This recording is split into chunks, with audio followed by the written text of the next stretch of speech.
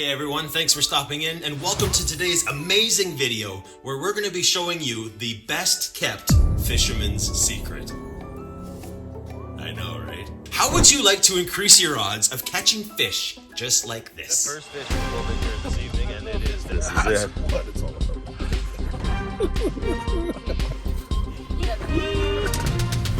Look at that.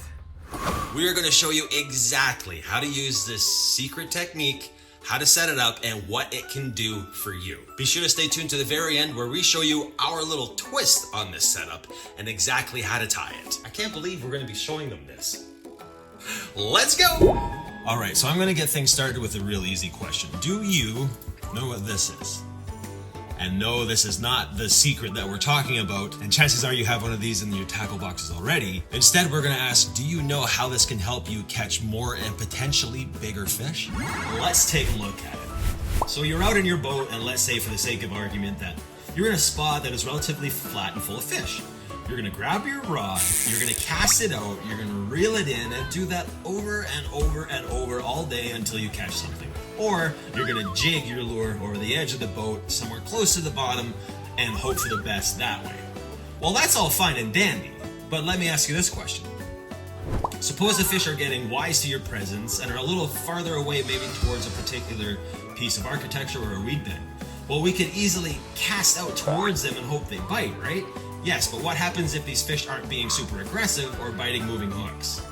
Wouldn't it be nice to be able to fish a specific depth without having to move your boat or walk to a different part on shore? Well, that's where these things come in. If I know, for example, that the fish are in, say, 5 feet of water, I go to my line and I clip on one of these traditional red and white bobbers at that mark. That way, when I cast this out, I can consistently fish the same depth no matter where I go. Very handy for beginners and kids. Plus, we find it adds a fun element to the game of fishing because every time this bobber goes underneath the water, people be like, whoa, yeah, what's at the end of that thing, right? Well, yes, and while these old school bobbers are very popular and very effective, there is limitations to this design, and that's where this secret comes in. Firstly, let's say instead of 5 feet of water, you're now in 20 feet of water. You probably think, hey, no problem, I'll just clip my bobber at 20 feet and away I go. Well, that's fine, but casting can become a real issue because now there's this giant red and white bobber on your line that I can't reel in or spool in with the rest of my line, which leads to sometimes a really funny looking thing of somebody holding this fishing rod way high in the air to try to get to the fish that's at the end of this 20-foot line.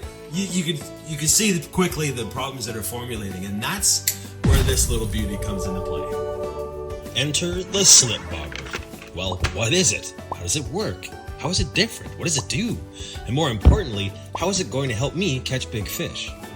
Well, if there's one thing that I've learned after all these years of fishing, it's that a big fish, just like a big deer, is big for a reason. A big, mature fish is a smart fish. Then it's up to us as anglers to figure out how to outsmart these fish and convince them to bite the hook. You're probably saying, well, Bryce, isn't that the idea of fishing? Like, isn't that the name of the game? Now, I promised to tell you how to catch big fish, and now that we know that big fish are smart fish, and yes, I know there's exceptions to every rule. Heck, I caught a jackfish on a spoon one time. Like, literally a spoon. Some people like to use jigs, some people like to use crankbaits and whatnot, but me, I like to use spoons. So let's take a deep look at exactly how this slip bobber works. Starting with the obvious, it's called a slip bobber because it's able to slip up and down on the line, yet we're still able to control the depth that we're fishing at, and that's done with one of these rubber pieces, which we call slips. In fact, here's all the pieces that you will need for a successful slip bobber setup, and we've got the links to all these items down in the description below so you can get exactly what we're talking about. Let's take a look at how to set it all up and how we're going to use this to outsmart the big ones. First, we have to completely remove what is already on the line so that we have a fresh start.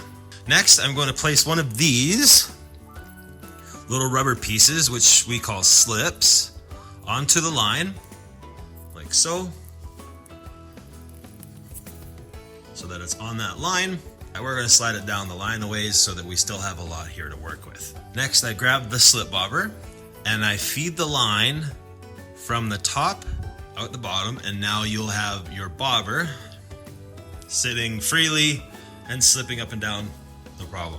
Next, we're going to be tying our hook onto our line, and you can see in this case we're using one of the most popular options that we've seen people using is just a regular jig head. Make sure that the line is snipped, and the knot is dressed nice and tight. Clip the excess line, and I'm almost ready to go. But first, we need to address one thing. How deep are these fish? That will dictate where I have this slip on the line, and unlike the red and white bobber, I can easily reel in all my line without having to make any unnecessary adjustments, and I can fish the same depth consistently while bringing the line closer to help bring those fish forward and possibly trigger a bite. So now that we know how to tie it, let's take a real quick look at what we call reading the bobber, because this is all part of the whole package that's going to help you consistently catch bigger and more fish. But for this, we're going to have to hit the water. So let's go.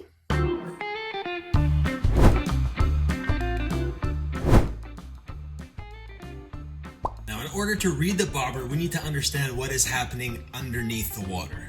Depending on the type of fish you're targeting, some of them might often be found at the same depth, while some of them can be found at any depth at any time.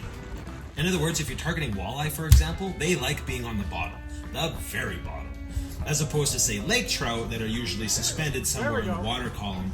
This is where sonar is so handy, and if you don't currently have a sonar set up, check the links below for a couple that we recommend and use ourselves. But let's say, for the sake of argument, that we're chasing walleye on a shallow drop-off, a popular place for them to be found. Once I know the depth, I set my slip and I cast out to where the fish are, or just a ways away from the boat. We actually recommend not casting super far away with these setups, as it will hinder the effectiveness of your hook set. It's harder to get a good set if the line is super far away. Keep the range close, within 20 or 30 feet. Cast the rig out and let it sink. You may need to adjust the depth of your slip at first, but it's super easy. Just slide the slip up or down the line and you're set. We want the hook to be about 6 inches off the bottom, because that's where the fish are. If the bobber is laying flat on the water, then that means the slip is set too deep and the hook is just laying on the bottom of the water. We want the slip bobber to be sitting perfectly up and down and bobbing with the waves, if there are some. When a fish comes up to your hook, it may bite, which will make the slip bobber do one of these, oh boy, here we go moments. It's very important to know if the fish has taken the lure completely, or has it simply put the jig body or the minnow in its mouth waiting for you to pull it free. Well, if it's a big fish, it's probably the latter. Keep in mind, a big fish has most likely been caught before and will recognize a big hook when they see it. However, hopefully they're hungry enough not to care. This is why we recommend waiting about 5 to 6 seconds to give the fish time to put the hook in its mouth, pull the bobber way down under the water, and start swimming away with it. But Bryce, I tried doing this, and every time I set the hook, I missed the fish for some reason. This ties into the reading of the bobber and understanding that a big fish will just come and put the minnow or the bait in their mouth, hoping for you to pull the hook and tug it free. Okay, so we've learned what a bobber is, how it works, and a little bit about how to read it. As promised, and as a way of saying thank you for watching this entire video, we're going to share with you one modification that we make to this setup and we use every time when we're out on the water. Knowing what we know now about smart, big fish, if the jig heads are being seen, then wouldn't a smaller hook be wiser? Well, to test that question, we've done just that. We've changed out the jig head for something called a Schnell hook. And when I say tiny, I mean, yeah, you're tiny. But this tiny hook has caught us so many big walleye, but it does come with one extra step that we need to show you now. Because this hook is super tiny, it has trouble sinking. The easy solution for this is to pinch a weight. I shouldn't use my teeth, I know, but pinch a weight about 8 inches up from the hook. Remember, not too close to the hook, otherwise you could potentially scare away those big fish. We use this setup every single time we go fishing. Period. However, we know that it isn't the golden solution to everything, so sometimes you'll have to try something different, be it a Lindy rig or a bottom bouncer or conventional cast and retrieve. Thanks so much for stopping by and checking out this slip bobber video where we showed you what you need, how to set it up, and how to use it to maximize your odds at potentially catching one of those big old smart fish. Let us know in the comment section down below if you've tried bobber fishing before, or if maybe you're going to try it now for the very first time this season after watching this video. Maybe you have your own secret you'd be willing to share in the comment section down below.